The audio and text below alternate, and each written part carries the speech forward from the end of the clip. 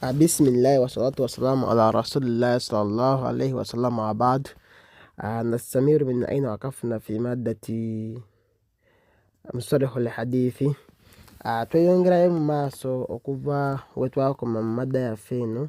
Twali ku mutawatiri, alimutawatiru, twalaba ma huwa alimutawatiru, hadithi alimutawatiru, nga tuli ku turuku, twali ku aksamu la khabaru biitibari turuku naklihi ilaina. So tujjukira bulungi, twalaba taarifu ya mutawatiru, katugenda kulaba ku aksamu li mutawatiru. Era wano eringa bba mu katabo, abalina akatabo kafaako. Tugamba nti wayankasimu alimutawatiru ila kisimaini. Tugamba nti mutawatiru, hadithi eziri mutawatiru, twagamba nti zeziza reporting abasahaba nga bangi, ziteekulwamu emiteeko ebiri, oba najjo girimu emiteeko ebiri alimutawatiru. Tugamba nti yankasimu alimutawatiru ila kisimaini, nti mutawatiru eteekulwamu emiteeko ebiri: mutawatiru lafdhan wa ma'nan wa mutawatiru ma'nan fakat. Tugamba nti tulina omuteeko ogusooka baguyita mutawatiru lafdhan wa ma'nan.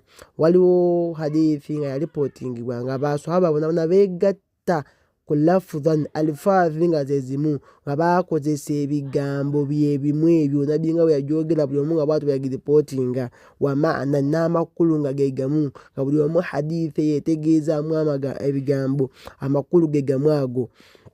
Ne tugamba nti wa mutawatiru ma'nan fakat, waliwo hadithi ezimu nga zo nga amakulu ge gamu naye nga buli omu yakozesa ebigambo bya njawulo, nga alifaazi zaawukana. Tugamba nti waliwo mutawatiru ma'nan fakat, waliwo hadithi nga zo zalipotinga abasahaba nga bangi naye nga amakulu ge gamu, wabula nga buli omu yakozesa lafuzi ye. Kyokulaba mithaalu, nababaako olulimi mithaalu ya hadithi ebyegamba nti man sarrahu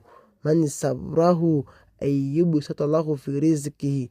Nabagamba waliwo yagamba nti man sarrahu, waliwo yagamba nti man arada, waliwo yagamba nti man ahabba, naye nga hadithi amakulu ge gamu, nti yenna ayagala Allah mugaziikize ku riziki, amwongeze ku bwangaazi, ayongere uganda. Hadithi emugimanyi bulungi, naye buli omu yalipotingibwa nga akozesa lafuzi yiye. So kyetugamba nti waliwo hadithi ezimu nga bo basahaba bonna beegatta ku bigambo ebimu ebyo n'amakulu, yebayita mutawatiru lafdhan wa ma'nan. Then wabeerawo hadithi nga zo abasinga obungi bakolesa alifaazi za njawulo, wabula nga amakulu ga hadithi ge gamu, era nga amakusudu ga hadithi nabbi kyeyagenderamu buli omu kyaleese kyalaga mu hadithi ye.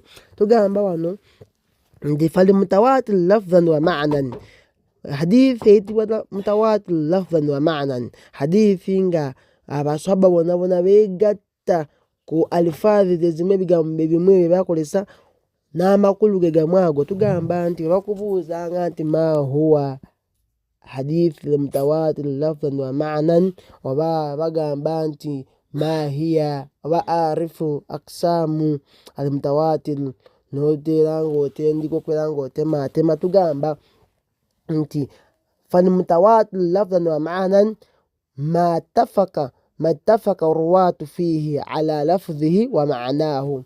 Tugamba nti yeyo hadithi nga mattafaka ruwaatu fiihi, nga abagiripotinga bonna baripoota beegatta muyo ala lafdhihi, ku bigambo byayo, nga ekilafuzi zezimu ze bakozesa bonna, wa ma'naahu, n'amakulu nga gamu ge bagendereramu mu hadithi eyo. Nja kulaba hadithi wano emu ku zo. Tugamba nti wano hadithi esooka, omuteeko ogusooka ogwa mutawatiru lafdhan wa ma'nan, tugamba nti mattafaka ruwaatu fiihi ala lafdhihi wa ma'naahu, yeyo hadithi nga baruwaati baayo oba banareta baayo abagiripotinga bonna nga beegatta bakolesa ebigambo byebimu ebyo n'amakulu gemu ago.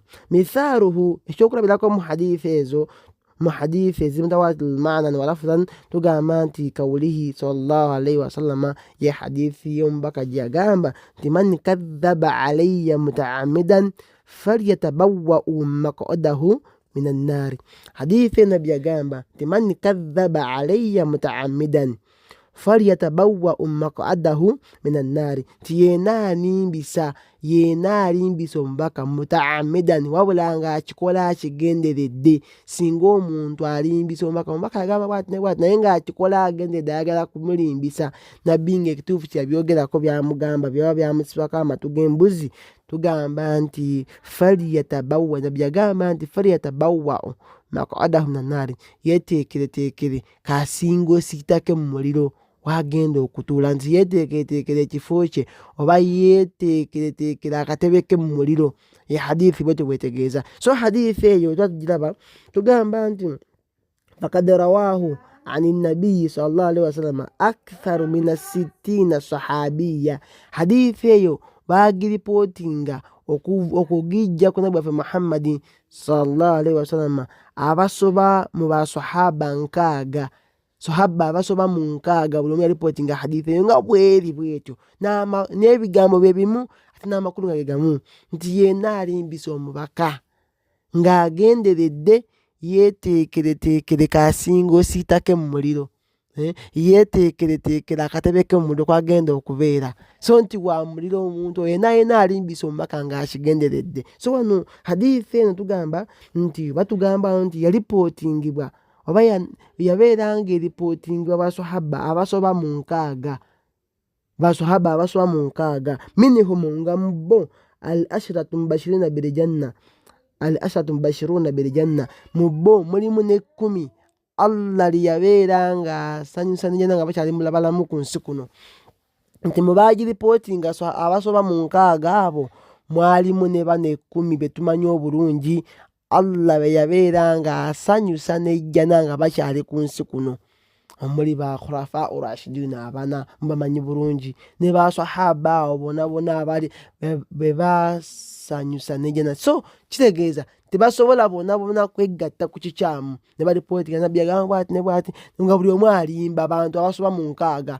Eyo hadithi eyita mutawaatiro ng'abantu bangi abagiripootinga ab'enjawulo nga kizibu nnyo abantu abo okubeera nga bonna beegasse nti batulimbe, yebayita hadithi ali mutawaatiro. So tugamba nti eyo hadithi kati tubaddeko omuteeko ogwo nti be abaripootingibwa nga basahaba bonna nga beegatta ku lafuzi y'emu gye baakozesa. Buli omu yagamba nti man kadhaba alayya mutaamidan falyatabawwa'u maq'adahu minan naari. Bw'atyo buli omu yaripootinga bw'atyo abantu abasoba mu 6. So bagiyita nti matafaka ruwaatu fiihi ala lafuzihi wa ma'naahu, bonna nga beegatta ku lafuzi yaayo n'amakulu gaayo. Then tugamba nti warawaahu an haulai khalu kathiira, era hadithi yaripootinga bwetyo abantu abayitirivu bwe batyo, abantu ebitonde ebiyitirivu bwe bityo. So hadithi eyo ebeera mutawaatiro. Then